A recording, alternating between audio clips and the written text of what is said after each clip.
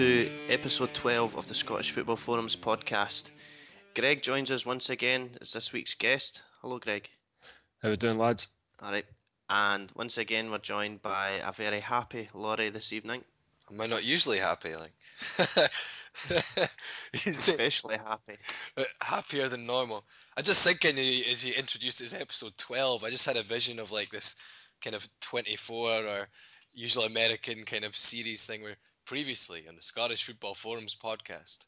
Can we include can we include that, and I'll have like some little highlights of what's gone before. Yeah, and when we end it, same back time. Same back no, next week on the Scottish although no, because I don't have a time machine, so I can't tell what we're going to talk about next week, so yeah, it won't work. Forget about it. But yeah, the reason I brought up the episode number is because I forgot when it was episode 10. I forgot to mention it. I forgot to mention a landmark. Like 10. Yep, so now the next one's going to be 100, so I'm going to try and remember. Take a note now. Yeah, I'll write it in my diary. Right, so going back to earlier in the week, I thought we'd start and look at the SPL games that were on midweek. Mm-hmm. And Rangers faced Killie on Tuesday evening, and we discussed this last week and mentioned that it wasn't on TV because, well, the Champions League's on, so nothing's allowed to overshadow that, because we all know that everyone would be watching the Rangers Killie game instead. Yeah. The scoreline was 2-0 to Rangers. I had predicted a 3-0 victory to Rangers, so I would have got 1 point in the predictor. Laurie, you copied me. As usual, you went for 3-0. And John went for 2-1 to Rangers, so a point all round there. On Wednesday evening, Hibs faced St Johnstone, and, well, to me it was an upset. I'd predicted a 2-1 victory to St Johnstone, but Hibs came away winning that 3-2, with O'Connor continuing his decent streak with another 2 goals. Laurie, you'd went 2-1 to Hibs. Surprisingly, I think I was the only one who backed Hibs. Yeah, you were. John had went 1 each. I didn't think it was that big a shock, to be honest. I think Hibs have been improving. I think it's Billy Brown. It must be. It's the only logical explanation for Hibs' upturn in fortunes is Billy Brown. Yeah, I actually didn't see either game in midweek, I must confess. I was watching Champions League games. I did listen to Hibs and Johnston, and it sounded like Hibs, again, they're very reliant on O'Connor, but I mean, a lot of teams are relying on certain players, in particular goal scorers, and good victory for them. They do sound quite suspect at the back still, but they're getting goals, and I think they're climbing the table, so it's to the utmost relief of Mr. Calderwood. I haven't seen the game, so I'm not going to put my own opinion to it, but I did hear in some circles that O'Connor won a questionable penalty, which is it's very interesting to me that if it was a dive, I can't say it was for sure because I've not seen it, but some people have told me that it was a bit of a dodgy dive, that we hear very little about it, but if it's a Czech player or a Lithuanian player doing it against Scotland, then it's not out of the papers for a good few weeks. Yeah, I think the issue is it's when it's on the live TV and it happens. I think that's when the media picks up on it because, well, it's a fairly high profile match in this country in the Premier League, and it just doesn't reach the papers. Whereas if it had happened during one of the televised games, it's normally the Old Firm, if it happened during that, then the phone-in lines would be red hot during the week, calling for the player, calling for the referee to be demoted. And yeah, I thought we'd move away from the SPL because on Thursday night the Europa League Celtic faced Udinese and drew that 1 each after a very, very dodgy penalty for Udinese to equalise. Yeah, it's a real soft one, wasn't it? It was it's one of these that if you get it, you're quite happy, but if it's given against you, you're livid. And to be honest, I felt a bit sorry for Celtic because it looked as though over the course of the game they'd done enough to get the 3 points. And Europa League campaigns, they're in a tough group. You've got to pick up points, you've got to pick them up at home. So, dropping those 2 points might prove ultimately quite costly. Celtic, especially I think whenever they were sort of tipping Udinese to come out and issue them a hammering, and that certainly wasn't the case. But I don't know what the attendance was on Thursday night, but I happened to be driving. 37,000, I think I saw. 37. I was driving past Parkhead sort of after the kick-off, and I could see the top tiers of the stands, and it looked pretty sparse up there. So, it'd be interesting to see whether there's really a lot of interest in the Europa League campaign from the Celtic fans. I think you've got to take into account the kick-off time. I think we did briefly mention. I don't know if it made the final cut. But we did speak about it last week. 6 o'clock is a difficult kick-off time because people will be working or doing other things in the day. And I think also European games generally aren't. I don't know the Celtic policy, but generally they're not included in season tickets. So no, and it's Europa League. You normally get a reduction if you're a season ticket holder. And you get the option to get your seat, but it's generally, a lot of the Celtic fans won't live in Glasgow. They'll live in other places, and it's not the competition they wanted to be in. So let me just. I think I did see 37. I'm just going to double check. 37,000. So I don't think that's that bad. Considering that Celtic get they get about only 10,000 more than that generally for domestic games. It's not that bad, but yeah, it's not the competition they want to be in. Yeah, it was disappointing for them to concede a late penalty. Again, it's not a game that I've seen, unfortunately. But the only thing is I did put down 1-1. Got to mention that. I mean, that's I think Jay predicted that as well, actually. He did.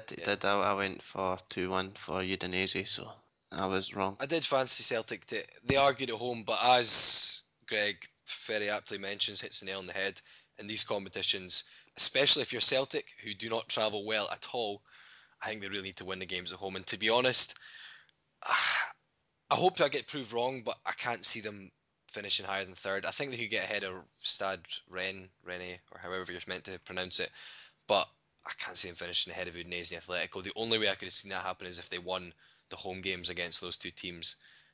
Again, as I say, I hope maybe they'll prove me wrong, but I can't see them picking up points away to Udinese, especially if they'll probably use Di Natale that game.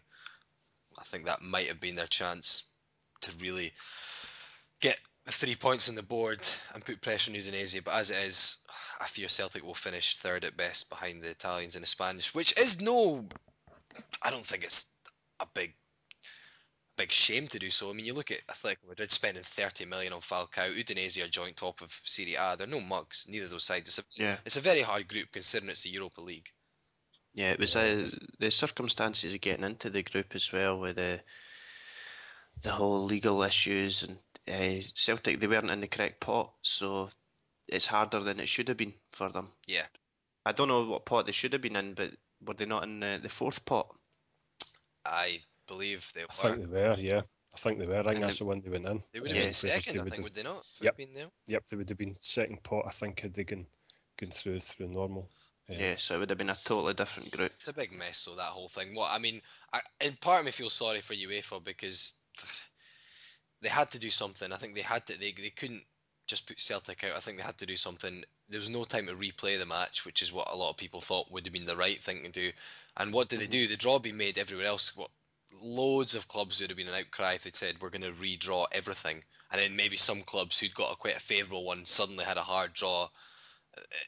They had very limited kind of options, I think. I think UEFA would have just been hoping that Celtic could beat Sion. I think that was what they would have had their fingers crossed what would have happened. But it's a big mess, and I think the quicker we hear the end of it, I think the better, because it's just, I think I hear that a lot of Swiss teams are kind of getting embarrassed and angered by Sion now because they're just dragging this out, and they're never going to get back in. Come on. It's, they're going to other courts and things. They entered the competition. There was rules which they had to adhere by. The competition rules, they didn't. They've been chucked out. It's that. You go to whoever you want, but it was a UEFA competition. You broke their rules. They told you couldn't play these players, and they did, and they've been chucked out. I just wish they'd just let it drop now, to be honest. Yeah, but one thing is, they seem to have gone very quiet. I'm not sure if they're still pursuing the court arbitration, but it has seemed to have gone very quiet, at least in the media in this country. So hopefully it stays that way. Hopefully that is. Yeah. So moving on to Friday night football in the SPL. and Aberdeen faced Dunfermline, which I suspected would be a very boring game, and I was totally wrong. The final scoreline was 4-0 to Aberdeen, but after seeing the highlights, it's no exaggeration to say it could have been 8, 9-0. I don't know what happened to Aberdeen. I don't know where they got their shooting boots from, but they were flying. Bruno he'll be keen to play Friday night football every week if that's how they play. They'll be keen to play Dunfermline every week. Yeah, I saw the highlights. No, a great result for Aberdeen. I mean, there's no.